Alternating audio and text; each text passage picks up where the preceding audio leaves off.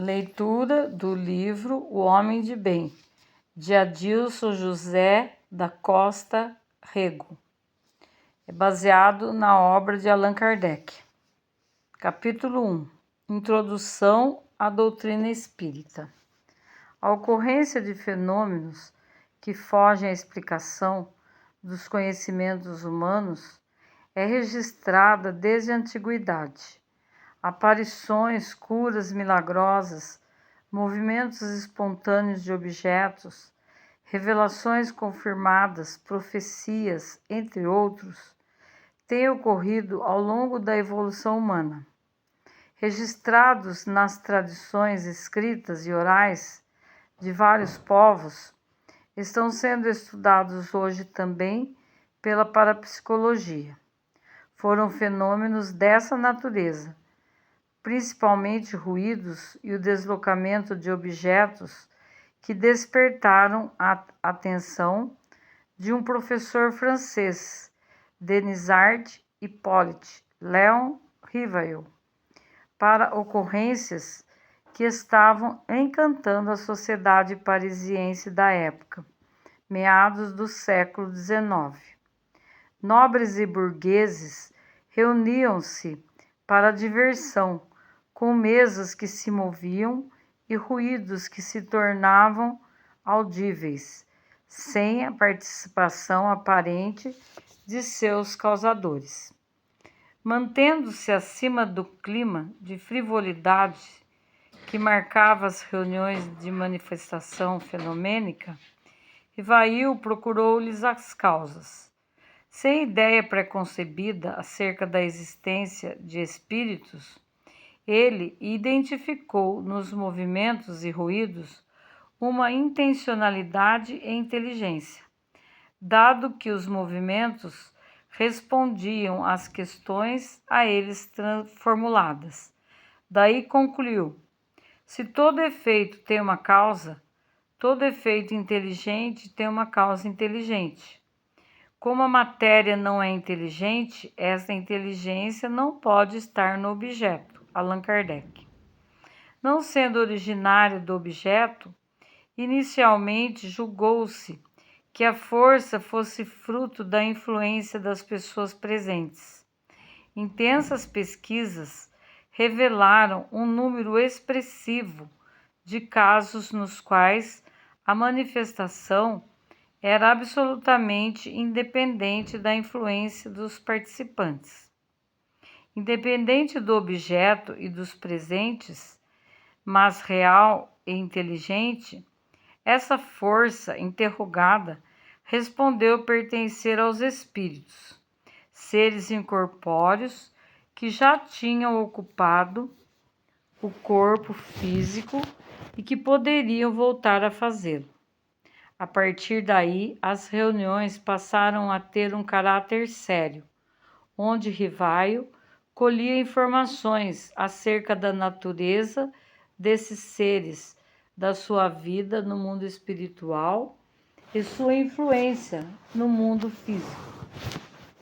O método de comunicação aperfeiçoou-se, permitindo relatos cada vez mais profundos e abrangentes.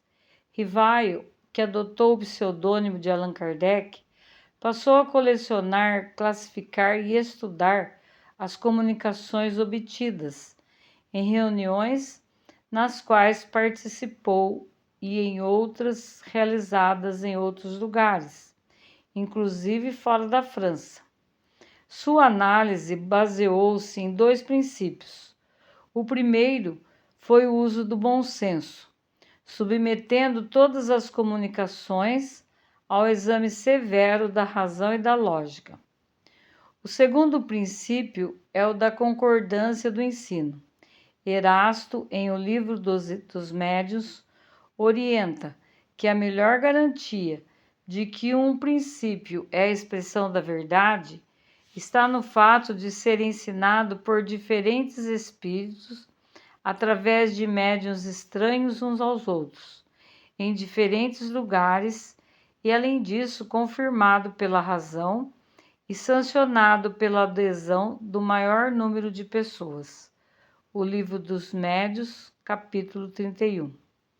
Com a supervisão dos espíritos superiores, Allan Kardec extraiu e codificou a doutrina espírita a partir das comunicações catalogadas e selecionadas.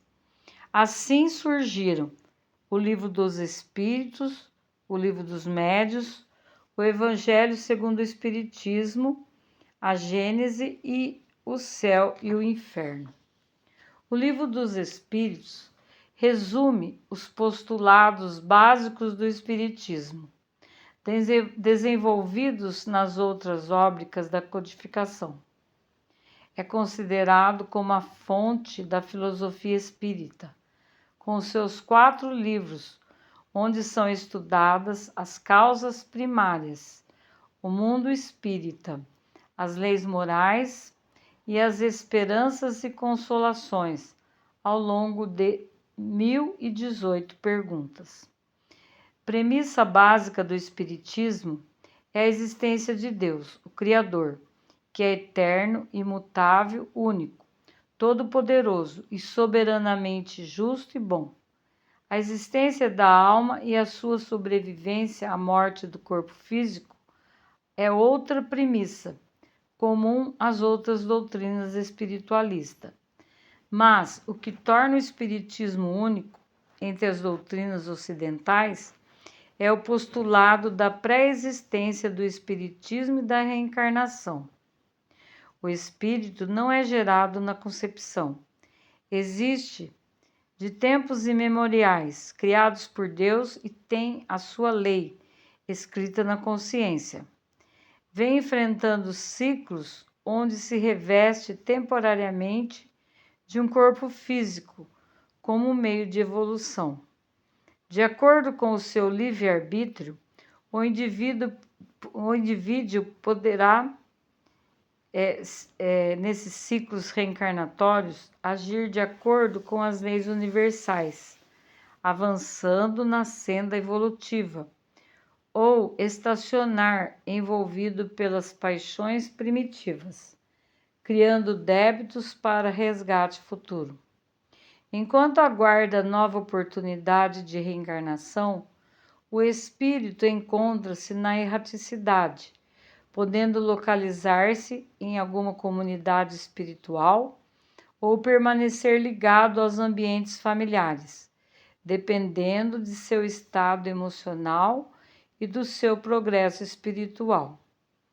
Aqui se configura outra premissa básica de espiritismo, que é a intervenção dos espíritos no mundo corpóreo.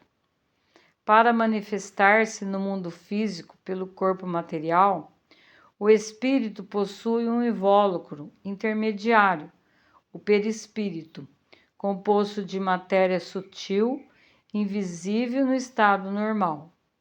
Esse invólucro fluídico, normalmente impalpável, pode tornar-se visível e tangível temporariamente em determinadas ocasiões, gerando os fenômenos da aparição e materialização. Quando morremos, separamo-nos do corpo físico, mas mantemos o perispírito, por meio do qual ainda podemos nos manifestar pelos médiuns encarnados. Fazer o bem, deixar de fazê-lo ou simplesmente fazer o mal é opção de cada um, mas fatalmente cada um responderá pelo que faz, pensa e fala. É a lei de ação e reação, outro dos postulados básicos da doutrina espírita. Esses princípios bem compreendidos revelam a justiça e misericórdia divinas, sendo fundamentos consistentes para a fé.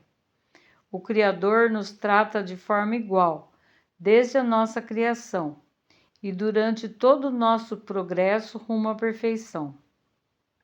Mesmos dotes, mesmas oportunidades para todos. É absoluta justiça. E há sempre uma nova oportunidade para reparo de nossos equívocos, pela reencarnação. É absoluta misericórdia. A convicção na justeza dos nossos próprios sofrimentos, na continuidade da vida, na felicidade derivada de nossas obras, enfim, na infinita justiça e misericórdia de Deus, propicia uma fé sólida, estável, que garante serenidade e força ante as dificuldades da vida. A sobrevivência do espírito, atestando a continuidade da vida, valoriza a amizade e o afeto entre os seres, que não se extingue com a morte do corpo. Toda ausência é temporária. A reencarnação dá novo sentido à vida e ao esforço de regeneração, explicando racionalmente o porquê do sofrimento, reforça a paciência e a fé. O Espiritismo é, a um só tempo, uma doutrina de esperança, consolo, fé e enobrecimento do ser humano. Não há mais lugar para o preconceito, o ódio, a vingança, a ambição desmedida, nem para a desesperança. Só a busca do aperfeiçoamento, da harmonia, da solidariedade e da paz se justificam nas cogitações humanas. Comprovando que verdadeira é a religião que possibilita a reforma do indivíduo. A doutrina espírita fornece meios para isso, permitindo que nos tornemos, pelo estudo e pelo esforço pessoal, verdadeiros homens de bem.